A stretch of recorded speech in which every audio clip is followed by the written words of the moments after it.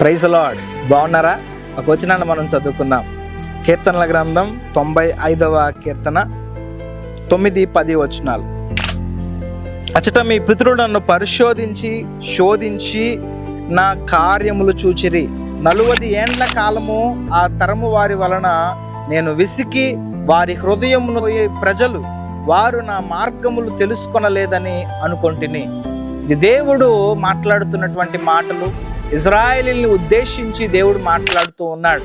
ఏం మాట్లాడుతున్నారయ్యా అంటే 40 ఏండ్లు నేను వారి వలన విసిగిపోతుని, ఎన్నో కార్యాలు వారి ఎడల నేను జరిగించాను, అయినప్పటికీ వారు నన్ను గుర్తించలేదు, వారు నా యొక్క నమ్మికను పొందలేకపోయారు అని దేవుడు మాట్లాడుతూ ఉన్నాడు. ఈరోజు క్రైస్తవులు అనబడిన వారందరూ కూడా అదే రీతిగా ప్రవర్తిస్తూ ఉన్నారు. దేవుని కార్యములు వారి కనులు ఎదుట చూస్తున్నప్పటికీ దేవుని యందు వారు విశ్వాసం ఉంచలేకపోతున్నారు, దేవుని గణపరచలేకపోతూ ఉన్నారు, దేవుని కొరకు వారు జీవించలేని పరిస్థితిలో ఉంటూ ఉన్నారు.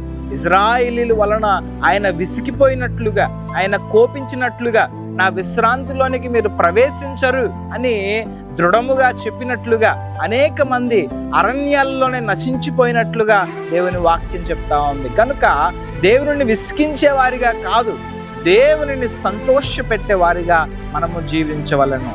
ఆమేన్.